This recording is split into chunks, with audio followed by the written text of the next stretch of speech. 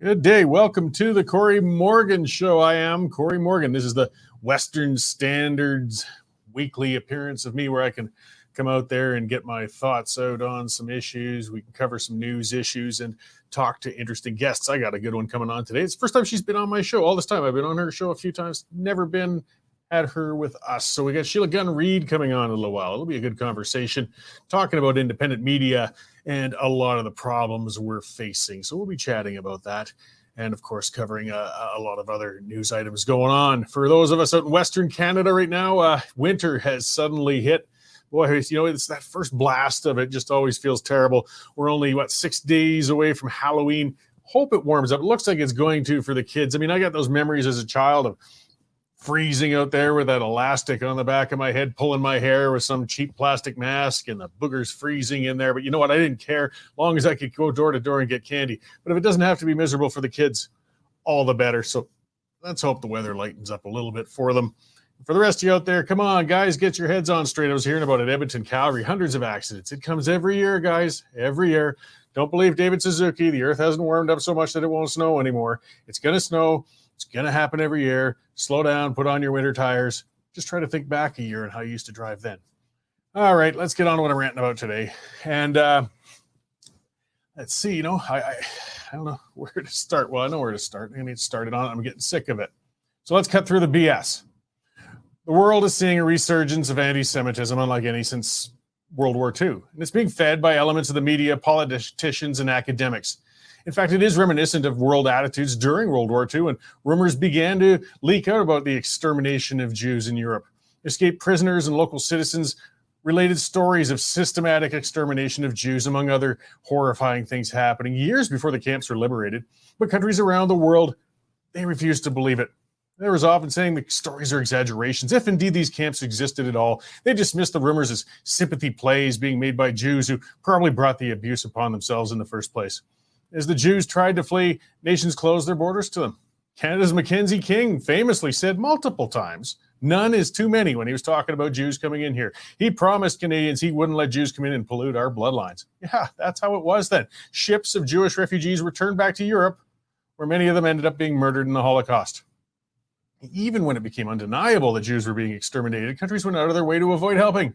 King relented by allowing Jewish children to find refuge here in Canada, but made it clear they'd be sent back to Europe as soon as possible. Again, we don't want to pollute those bloodlines. Again, reports of atrocities being committed against Jews in Europe were underplayed or denied. Even today, we have losers who deny the Holocaust even happened, despite overwhelming evidence, literally millions of witnesses. Some people just insist on holding some perverse hatred for Jews to the point where they'll never admit any wrongdoing was done against them. Now, despite rather overwhelming evidence that Hamas terrorists slaughtered countless unarmed Jewish citizens on October 7th, Canadian Palestinian activists have been claiming it was Israel who murdered the people attending a music festival that day. Yeah, Gada Sasa, a group of Canadians for Justice and Peace in the Middle East, made that claim on Ryan Jesperson's show in Alberta last week. And Jesperson did call her out on that claim. But he's been abused by Hamas supporters online for treating Sasa poorly in the interview. She later, by the way, organized a protest outside of a Jewish child care center in Ontario, where children and parents alike were intimidated. If the issue's just with Israel and not Jews themselves, then what's the point of protesting outside of daycare centers? Why not go outside an embassy or a consulate? Because your problem is with Jews, not Israel. Quit feeding me that BS, saying it's Israel you got the beef with. Not when you're targeting daycare centers, you losers. Likewise, pro-Hamas protesters, and they have been pro-Hamas, they've been intimidating customers and workers alike at Jewish-owned businesses and restaurants. Does that sound familiar for those of you who are familiar with history?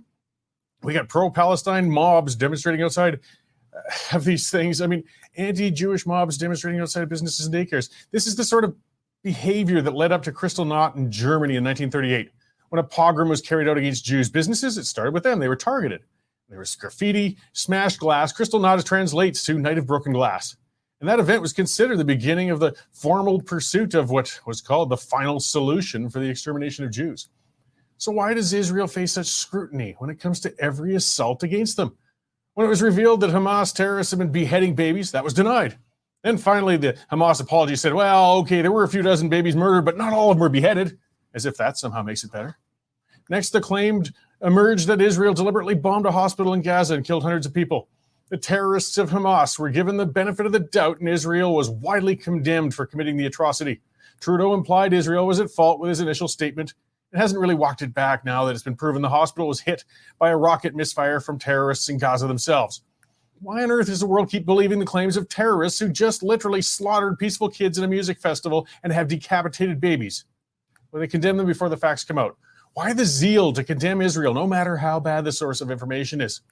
When people were gleefully dancing in the Canadian streets in the days after the attack on Israel, they weren't being pro-Palestine. They were being pro-Hamas, and they were celebrating mass murder. It can only be when the atrocity against Jews, is proven and shown that it finally becomes muted, the critique. The chant from river to sea, it's common among pro-Hamas protesters rearing their ugly heads in Canada. That statement references wiping Israel from the map and slaughtering every Jew within it. It's right in the Hamas charter, guys. Yeah, we still tolerate this for some reason. I mean, we wouldn't tolerate it with any other group out there, I tell you that. The Israeli government had to bring in over 100 international journalists the other day and show them footage of 40 minutes from the Hamas slaughter. The terrorists are so perverse, they recorded every minute of it and what they did. Hopefully this did serve as an effective reality check for some of the media members who still lived under the misconception that Hamas is some enemy that can be reasoned with or shown mercy. People say Israel has the right to defend itself, yet condemn Israel every time they actually do it. So what are they supposed to do? They're supposed to sit still and wait for the next round of terrorists, the next pile of missiles. Hamas is still firing missiles into the residential areas of Israel daily. And Israel are the ones catching the crab. Where's the demands that Hamas cease firing? Israel's going to be under threat as long as Hamas exists, and they plan to eliminate that threat. If somebody else has suggestions on how to do that, I'm all ears. But for now, Hamas has a mandate to eliminate every Jew in Israel, so don't try to tell me they're open to reasonable negotiations. They're holding hostages, and they're lobbing bombs into residential areas. No other nation would be subjected to such public abuse for defending itself after such an attack. No other nation except Israel. And let's not pretend the reason for that is because it's the only Jewish country on earth. So yeah, guys, I'm sick of it. I just had to get that out. I'm sick of it. The double standard. Hey, it's a war. I don't doubt there's going to be some BS coming from the Israeli government and some press releases, and the truth is going to be lost in some cases. But in every case, any statement from the one and only democracy in the Middle East, the one and only place that allows women's and gay rights, is somehow the evil one in the eyes of the left. And their actions have to get such scrutiny.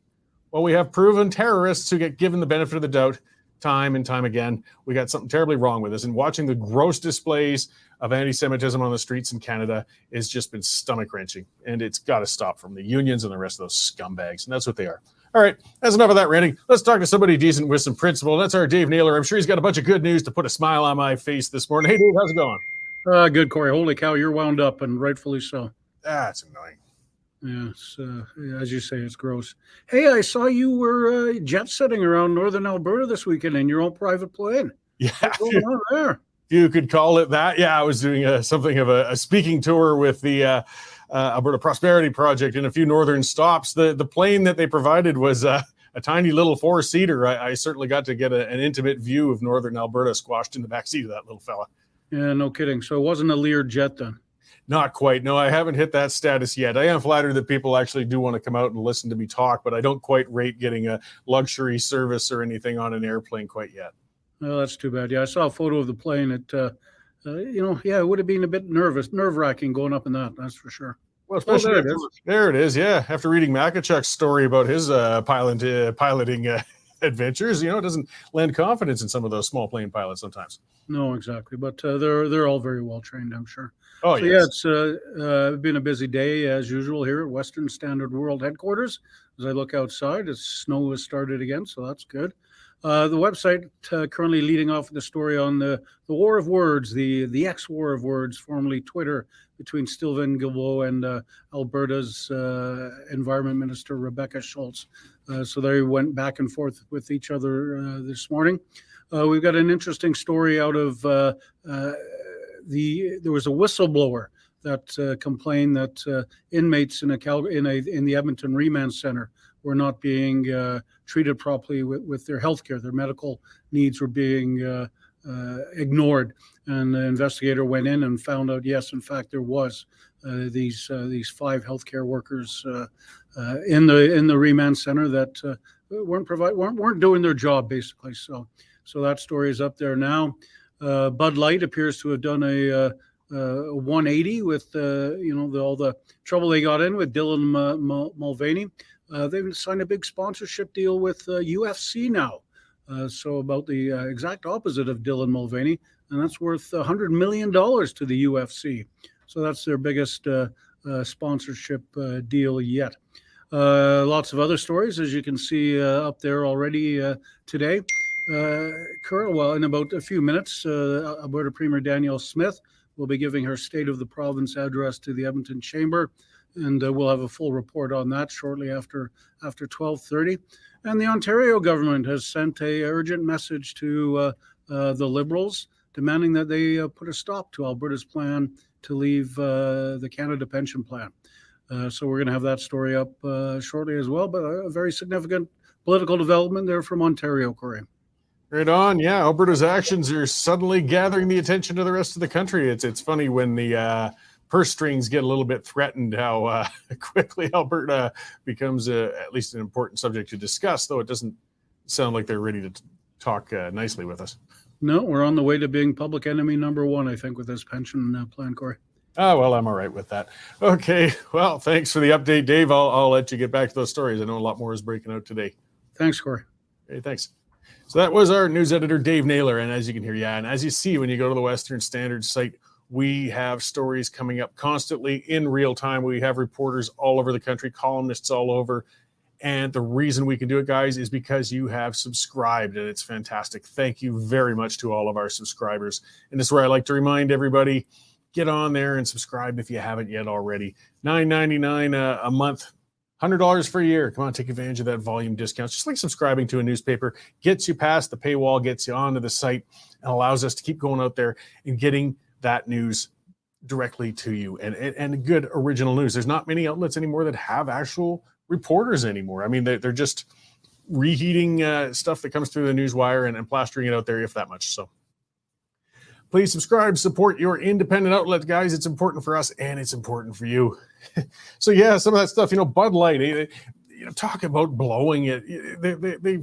They were the beer of the big horses. They were the beer of football games, the beer of NASCAR. Let's be blunt about it. It was the beer of rednecks, and that's fine. You got your different markets, and they just dipped into the woke and blew it. It cost them, it sounds like billions. They're still trying to recover, and now they're going the other way around. So let's go into UFC, a nice tough sport, and sponsor those things and get into it. It's funny, among the athletic areas where we have trans people going into other gender areas. UFC, there's some pretty darn tough women fighting in there. There haven't been any trans men, to my knowledge, going into the other end of it that way. So that much is good. It would look terrible in the middle of a UFC fight and a woman's fight if one of the woman's balls fell out of her outfit during the process of the thing. But we're not seeing it there. And you certainly don't see it the other way. If it's all things being equal, why aren't there any woman to male trans people joining and trying to fight against men in the UFC? I haven't seen anybody pushing or entering that or any trying to enter the NFL or any of those things for that matter. Either way, I do love seeing examples of the old go woke, go broke thing in action.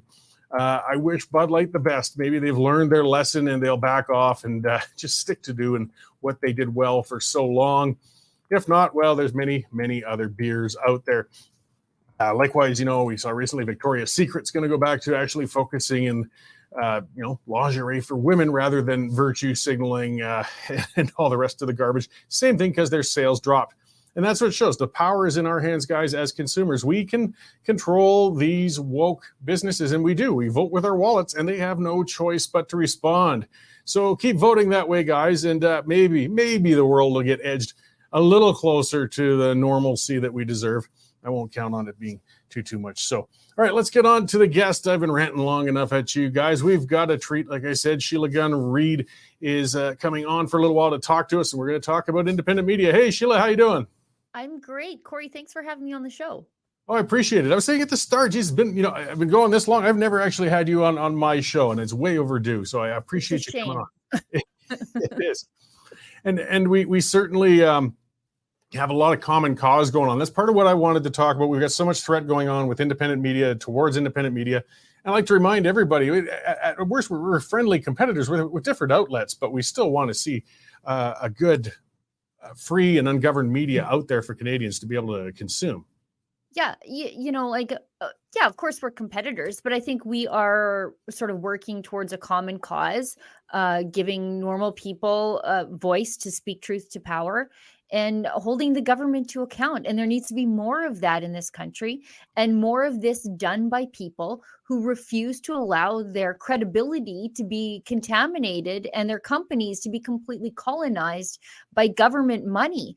And I think the recent spate of legislation directed at independent media by the government really shows the power of independent media and the fear the government has for the ability of independent media to do those things that the mainstream media just isn't. And that is getting eyeballs, making money, and striking fear in the hearts of liberals. Yeah, well, so, I mean, it's been an ongoing discussion, but not everybody necessarily understands it. There's C11, C18. Those have been the two kind of legislative, identifiable attacks against independent media lately. Rebel Media, with whom you're with, and you have your show, you guys are a lot more broadcast-oriented than we are with the Standard. And C11 is sort of more targeted towards the broadcasters. How is that going to impact you guys over there? We don't even really know yet. So C11, for people at home who don't know, basically it has expanded the mandate of the 1970s era CRTC, that's the broadcast regulator, which used to only deal with sort of TV and cable, like radio, like old terrestrial stuff that your grandparents still tune into. That's what it dealt with. And to escape government control, a lot of people went to the internet. They went to streaming services where you could actually watch something you wanted to watch without having CanCon shoveled into your face and your feed. And at Rebel News, that's the reason why we went directly to YouTube, as opposed to trying to go back and have another cable channel that would be euthanized by government regulators. And because we've been successful and because other people have sort of followed in our footsteps, in the path of the trail we blazed, now you have the government saying, those people, they're having a little bit too much to think. They're a little bit too free. People can access them directly. And so we have to bring them under the thumb of the government. And so very recently, streaming services have been required to register with the CRTC, and the Liberals said, well, what's the big deal? We just want to know who they are. Yeah, I'm a gun owner. I know exactly what happens after you are forced to register with the government. It's either confiscation or serious control. So, when they want to know who is what the podcast services are, the next step is to ask those podcast services, now that you know who they are, give us your user list. And the CRTC was very clear. They said, we will be coming back for more information from these streaming services. We just haven't told them what that information is yet. Well, that's it. I think it's what they're planning on doing, by the sounds of it, is turning the streaming services into their policing arm. So they're just saying, get ready to give all the information to us, and then we're going to tell you how you regulate the people going on your platform. So it's kind of a backdoor way to regulate the content of what's going on with even the smallest of independent broadcasts. Well, they do this all the time. The Liberals are really, really getting quite good at offloading their attempts to control your life onto the private sector. They're doing this right now. Again, I bring up gun control, but they are making the gun retailers hold a registry so that the Liberals get to say, we're not requiring gun registration. That's just information that the retailers have to hold. And it's going to be the same with these streaming services. We are not registering streamers in this country, but you're going to have to. And then if we need that information, you're going to have to turn it over. That's where I see this is where this is headed. So what's the need? That's something they've never really been able, in my view anyways, to demonstrate. I mean, we understand, we've got our suspicions on what the need is, but is there any ostensible purpose being served through having CRTC start to step in on broadcasting outside of television, radio? No, but I think it is. I think we're going to see like a nexus of certain liberal laws that are going to sort of, I think, coalesce around the CRTC. So we have the Online Harms Act that's coming forward. So I think giving the CRTC more power to control what you see and what you can say online, I think that might be the enforcement arm of this coming online harms legislation. So let's go further then on to C18, because that really smacked us over here at the Western Standard. Yeah. We're still getting out to our subscribers, but it's really dramatically, of course, made it harder for us to reach new viewers, new readers, or even our existing ones. It's just the nature of it. The more you can get the articles in front of people, the better you're going to get readership and reaching out. It was a failed cash grab, yet the government still will not back down on this. They're still acting as if Meta is going to relent and Google isn't going to start blocking us. Well, and this is what happens. Like the government should have realized, although it's Justin Trudeau, never underestimate how incompetent he and his cabinet are. But when the French government tried to control Rumble, Rumble said, "Well, we just don't need to be in France." And I'm worried that that's what's going to happen with Twitter. They might just say, or X or whatever Elon Musk is calling it now, they just might say, actually, we just don't need to be in Canada. But yeah, C18, for people who don't know, it's the government's shakedown. Again, this is the government offloading the things they want to do onto the private sector. The government wants to subsidize the mainstream media, but they offloaded the subsidy onto the private sector, onto big tech, and they shook down big tech and said, if a user shares a link onto your platforms, you then have to pay the creator of the news content. Your boss, Derek Fildebrandt, does a great job of explaining this in layman's terms. He says it's like making the paper boy pay for the pleasure of delivering the newspaper to the newspaper company. It doesn't make any sense. The system wasn't broken. There was no need to fix it. The broken system was the mainstream media, who are creating content nobody wants to pay for. And don't kid yourself. It hit us here at Rebel News too, because that's where a lot of our traffic comes from, is on Facebook and Instagram. Now we have a different business model that allows us to reach out directly to our people, but the mainstream media, they are still clamoring for this subsidy from big tech, even though turning off the taps to Facebook and Meta have hurt their ad dollars.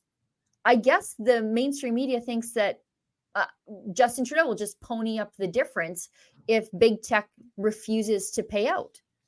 Well, and he might, and that's part though maybe of why they're going at it. But it just astounds me. I know there's points of pride, there's points of politics. Nobody ever likes to admit an error or go into retreat. But I mean, this bill has failed. It's failed to be able to garner any cash to redistribute to any of these media outlets. It's reduced the reach of the outlets themselves. But they will. I mean, the only hope, and I don't think even if they repealed the bill, but that's the only way Meta would even consider allowing links on their platform ever again. And the government just is acting as if this bill's a success and they're going to carry on. Google has said that even if Bill C-18 is severely changed, they are still considering not allowing linking to Canadian news or sharing of Canadian news on Google News. Because it at this point, if you were a big tech company, what's the point in ever doing business in Canada? We're not that big of a market, and we are a completely unfriendly business environment wherein just one day the government can say, actually, we're wringing some cash out of you for absolutely no reason whatsoever, except to subsidize the failing mainstream media. They don't have to do business here. They don't. And I think that might be a consequence of Justin Trudeau's attempts to reach into big tech's pocket, is they're just going to say, Canadians, no thanks. Maybe we can do business with Saudi Arabia. Well, that's part of it. I think there's a vanity on their part, thinking that they have more influence than they do. They said, oh, we're going to stop advertising on Facebook and we'll bring them to their knees. And, the loss of that revenue from losing the news links, which turns out to have been none. They have no leverage in this fight. I mean, there's nothing to threaten Facebook with. I don't know.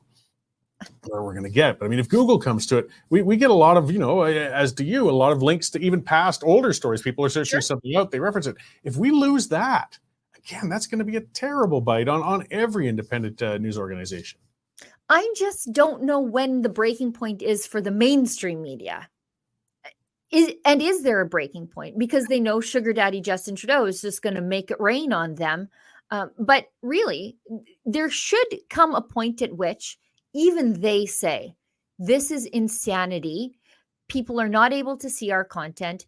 It's crippling our ability to charge for advertising, and people can't see our old work. Where is the person in the mainstream media who still has a shred of business sense that will say to the government, this is flawed, stop it, we don't want it? Well, I got a feeling, though, that anybody who speaks out is going to have to find a new career through a Substack or start putting out resumes to outlets like yours and mine, because they will get fired if they dare to speak against those things. It's got to be humiliating, I think, to be some of those journalists in the legacy outlets to bite their tongues when they see what is such a terrible legislation and not speak up on it. I mean, that's the only reason I can think of. There are some principled people out there. It's got to be galling to them to see what's happening to this industry right now. Yeah, careers at rebelnews.com. If you're out there in the mainstream media and you're willing to write that column that could potentially lose your job but save your dignity, there are, and I'm the first person to say there is still some great ones left in the mainstream media, even in the behemoth of post media. There's Lauren Gunter, there's Rick Bell.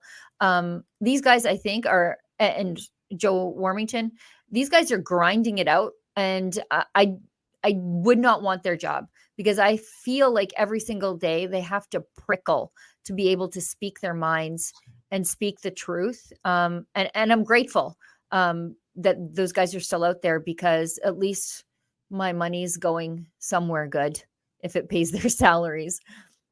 Yeah, well, and I was at a function last night, and I mean, I just, I think we kind of agreed probably, like, people have to remain on guard, because we heard some others speaking up saying, oh, don't worry about it.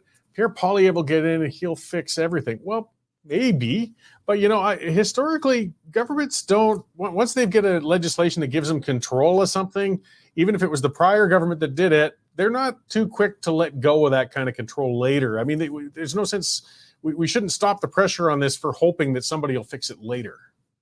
Yeah, and everybody is still looking for Stephen Harper's hidden agenda to undo the CBC. It was so hidden, nobody ever found it.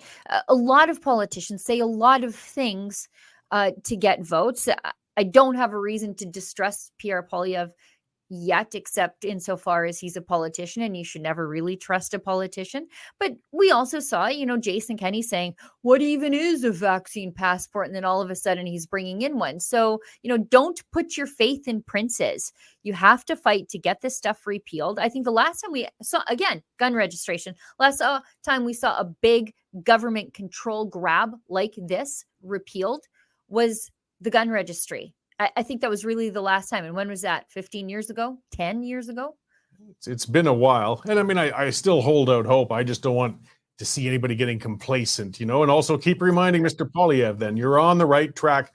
Please commit to repealing this stuff when you get in, assuming the Liberals are going to, if and when you get in, and assuming the Liberals are not going to admit defeat and get rid of this odious Bill 18. Yeah, this is something that the public needs to tell their politicians, that this is a voting issue for you. The ability to consume information in the way that you want to consume it without the hand of the state just mucking it up in the middle, that's a voting issue. It's a human rights issue, frankly, and we should be treating it as such. Well, we'll keep pushing back. I know, there's a lot of stubborn souls out in independent media. I use the analogy. It's like playing whack-a-mole. You guys can shut us down over here, but we're going to pop up over there, and then we're going to pop up over here, and we're going to pop up over there. So before I let you go, where can we find your show and all that good stuff on Rebel News? Oh, thanks for letting me tell the world. So my show, The Gun Show, it's a paywalled show at Rebel News. So if you would like to subscribe to our paywall, it's only $8 a month. That's like 4 coffees. It's to subscribe, just go to rebelnewsplus.com. But For those of you on a tight budget dealing with Justin Trudeau's out of control inflation, if you're willing to sit through a few ads, my show goes live on Wednesday, but it's usually out for free with ads on YouTube and Rumble by the weekend. Great. Well, I really appreciate you coming on today, and I appreciate Rebel and the rest of you guys for being along with the rest of us and making sure we still have news and information getting out to people. I mean, it lends to confidence to the listeners. We're not going to give up. No, we're not. And a rising tide floats all boats. If we fight and we win, we bring all the other people along with us. It's an army then to fight Justin Trudeau. Absolutely. All right. Thanks again, Sheila. Great to have you on, and I hope we get to talk again soon. You got it. So that was Sheila Gunn Reid, as everybody already knows of, the Gun Show and Rebel Media. So yeah, the battle goes on, and it's on so many fronts. It's always control. It's control, control, control. That's been a trend of the Trudeau government since the start, really. It's always trying to grasp more control, not trying to fix his own policy issues or anything like that, but just trying to control other things. One commenter saying, accurate criticisms are a part of a free speech society. It's how it self-corrects. It's true. I trust people. Leave them free. There will be problems coming. There will be issues coming, but they will iron out in the long run. But you got to stay out of it. I do not trust any government to control my speech, my expression, my access to news, though some I trust less than others. But we can't let down our guards on this. And as I was saying to Sheila, we just have to make sure that Mr. Poilievre is well aware that we want that followed up on, presuming he's the next Prime Minister of Canada. We'll see. There's still a long time to go to that. The polls are horrific for Justin Trudeau. It's been interesting to watch. I mean, they're just going down and down and down. It doesn't seem to be matter what they're doing. The term used for them, people have used, ironically with them is Truanon, a play on the QAnon thing. But you watch the social media almost cult-like following of Trudeau that just does not matter what he does. They will not criticize him. But how can you still start defending when you're trailing this badly? It really says so much to the cult-like nature of the Liberals. Do you have any positive ideology? Do you have any goals? Do you have any policies you want to get through? Or are you really actually willing to go down with this ship? Do you really want to see a lost election coming and you will just go down rather than replace your leader? Well, nobody take Trudeau aside and say, dude, you did your time. Move aside. This isn't working. I mean, some people are saying, good, let Justin carry on like he is, and it can assure that they get wiped out in the next election. That's probably true, but how much more damage can that dingbat do with 2 more years? I know some of the stuff that is a little scary is he could be replaced by somebody worse. There's always that potential. Sure there is. But I don't know. He's so blind to reality in the world, it's hard to imagine. I mean, one of the scary potential contenders to replace him is Mark Carney, for example. Not your average Canadian that doesn't even necessarily know who he is. The problem with him is he's an ideologue, he's a globalist, and he's smart, which makes him much more dangerous than Justin Trudeau. So we could replace Trudeau with something even worse than what left. But no matter where it sits, Trudeau's not worth keeping around. Here's another one of those examples, the spending. And so this has been going on now through 2 governor generals. So, I mean, it's the Prime Minister who appoints the Governor Generals. I don't care about all the talk about, it's the Queen's representative, it's arm's length and all that baloney. Come on. Realistically, the Prime Minister is in charge. And I know the Prime Minister can't quite just fire a Governor General, but a Prime Minister can defund them. I mean, we had the last prima donna one who had to leave in disgrace after she abused staff and acted like a princess. And now the latest one is just spending money like nobody's business. Mary Simon with her, expensing us for her silk jackets and beef Wellington on flights. And now it turns out she's got an $8 million barn or warehouse on her property. Why? What on earth would a Governor General need an $8 million warehouse for? But we bought it. We spent the money. It's solar powered. It's green. Guys, we're getting robbed. That's what's happening. Be careful. I don't know exactly what happened in this case, but let's just talk hypotheticals with these sorts of projects when they have $8 million. Come on. Anybody in the rural community ever spend $8 million on a Quonset or a small warehouse? But you see, what happens in corrupt nations is, of course, these things go through, they get sole sourced, somebody's buddy of a buddy gets the contract, and they inflate the bid by, a few hundred or a few thousand %, and the money gets liberally spread around a lot of friends. How many ways and how many levels is this happening? I don't know. I don't know if that was the case in this particular warehouse, but boy, how else would you explain why a barn cost $8 million? How? What did you possibly do to spend that money? Our money. Our money. You work, you pay more taxes all the time, you lose your freedoms, and this is what they're doing. They're laundering the money into their own pockets. Somebody somewhere is. You got to get mad, people. You've got to get up. We've got to get these guys out of power. This happens when any government becomes too entrenched. Any government. Any government. Alberta was really bad when we had the Progressive Conservatives from 1971 until 2015. That was not healthy for a democracy. I mean, they were, we had Ralph Klein through that period, and Lougheed did some good things, and there was ups and downs, but it really is actually important to turn over a government now and then. Unfortunately, we turned over into the NDP, where the cure was worse than the disease. But that was an extent of what happened when we let our government get that rotten. And there were a lot of bad deals that happened over the decades with the PCs. And I wouldn't want to see the UCP in for 12, 14, 20 years. We need to, start looking at alternatives, or at least flushing the party out and changing it, or you start to get corruption. It's unfortunately inevitable. It's not unique to Alberta or Canada, but we're getting more and more of it. Let's go down the news scroll, down to the line of stupidity. Here we go. So the cabinet must suspend its safe supply drug policy as a killer. This is good. Hearing from a Conservative MP from BC. Because, he'd lost a brother-in-law to an overdose. Like, BC's been giving out drugs like nobody's business for quite a while now, since it's been decriminalized. And guess what? It's led to more addiction, more death, more overdoses, more misery, more tent cities. Wow, nobody saw that coming, right?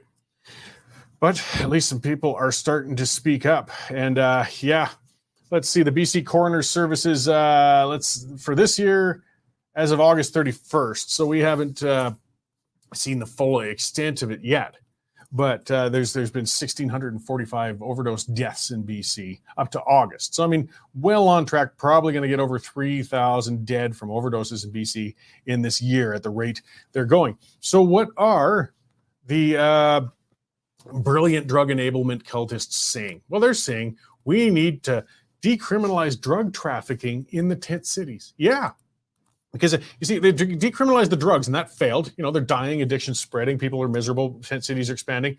So now they're saying, well, the reason must be because we're cracking down on the dealers. I thought with safe supply there wouldn't be any dealers, but you see, that's another flaw of their whole stupid plan, because the people just get the drugs from the safe supply and then they sell them for the harder drugs they can get elsewhere. Those dealers traffic in the tent cities. That's why you get the stabbings in the tent cities and all the associated crime that comes with that.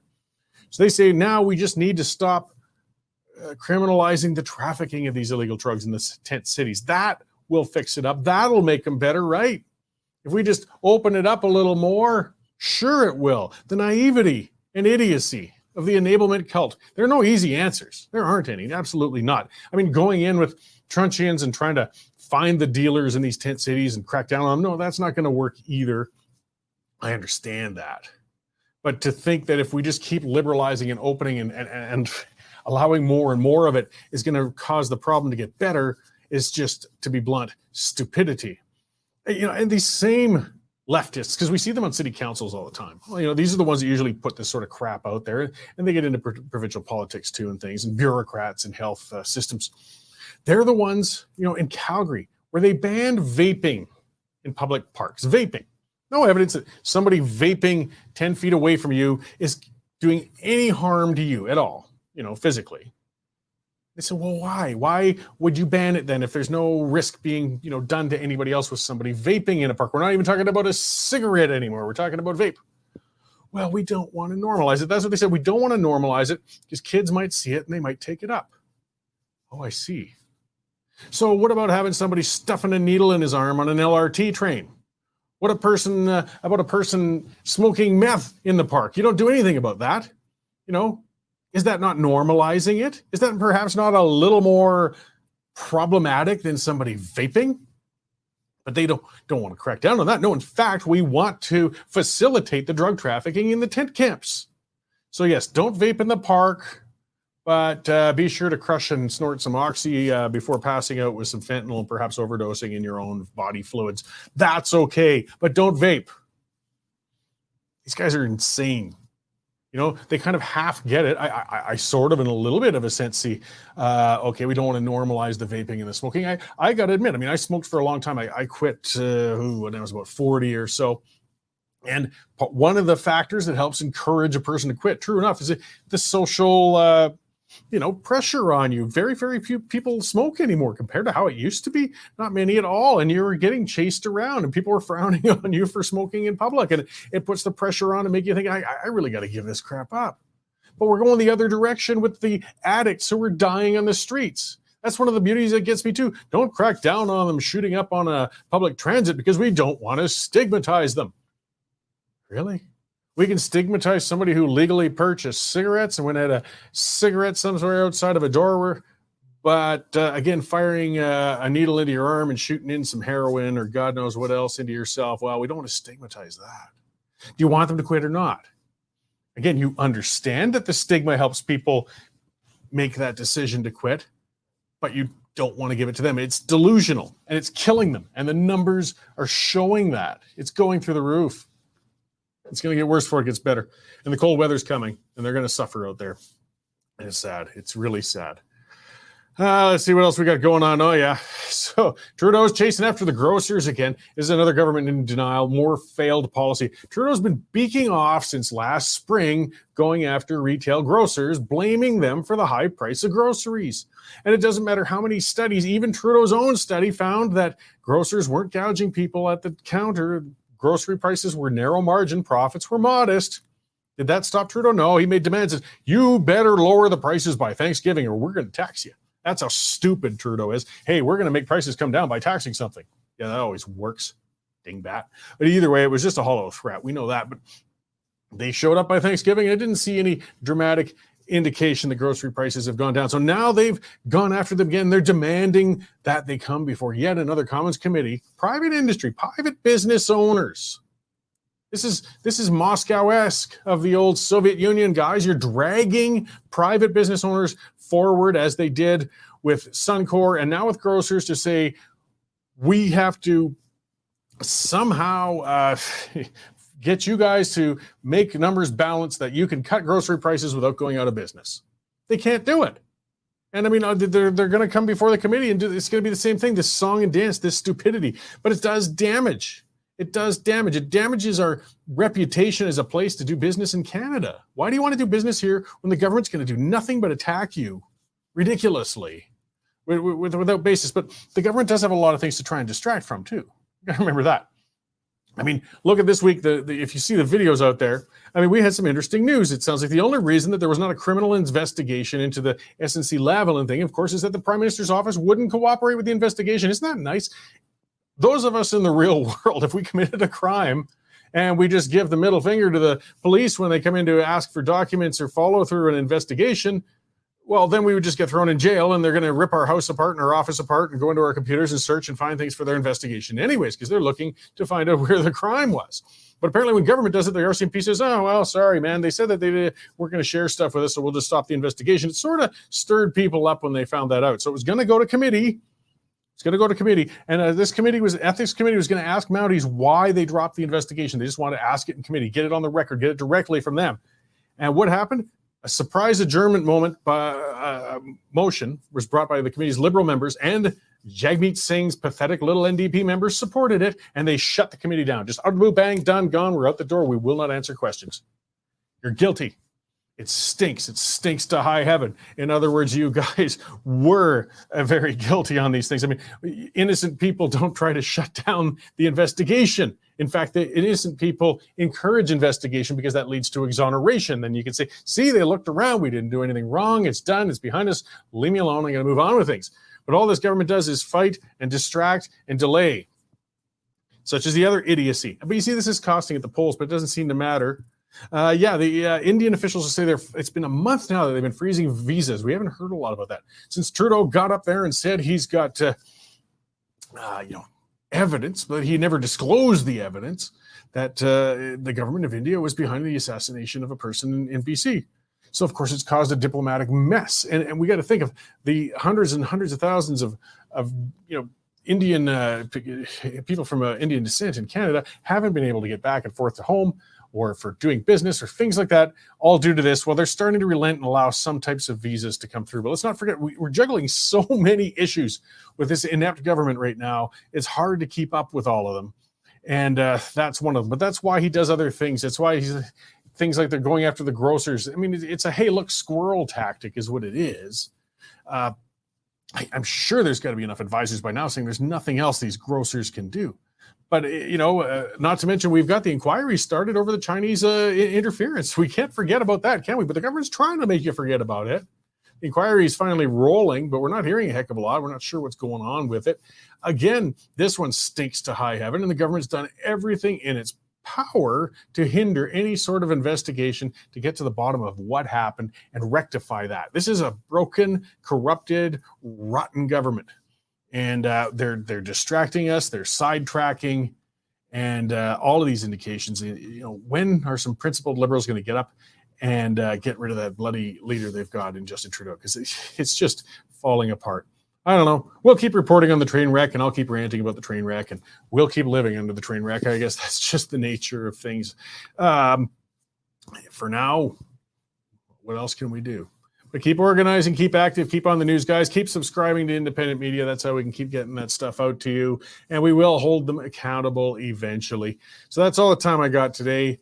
Thank you very much for tuning in. Be sure to watch a little later for the pipeline. That's going to be coming on. That'll be our panel show to cover a few more issues and have some discussion. And, you all have a good October. Hope you have a good Halloween. Thanks. The current Lethbridge feed grain prices are as follows. Cash barley's at $3.42, feed wheat's at $3.50, and corn's trading at $3.38 per metric ton. In the milling meat markets, December Minneapolis futures are down 7 1/4 cents at $7.21 per bushel, with local hard red spring bids for November movement at $9.60 per bushel. In the oil seeds, nearby canola futures increased $4.60 at $6.90.40 per ton, with delivered values for November-December movement at $15.63 per bushel. In the pulse markets, nearby red lentils are lower at 35 cents a pound, and yellow peas remain at $10.75 per bushel. In the cattle markets, December live cattle gained $1 at $179.62 per 100 weight. For more information on grain marketing, call me at 403-394-1711.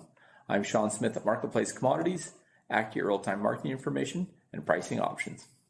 Canadian Shooting Sports Association. Without the CSSA, our gun rights would have been taken long ago. These guys are on the front lines helping to draft smart and intelligent firearms regulations and legislation in Canada, and more importantly, educating the public about how we keep guns out of the hands of the wrong people. To become a member, it's absolutely worth every penny.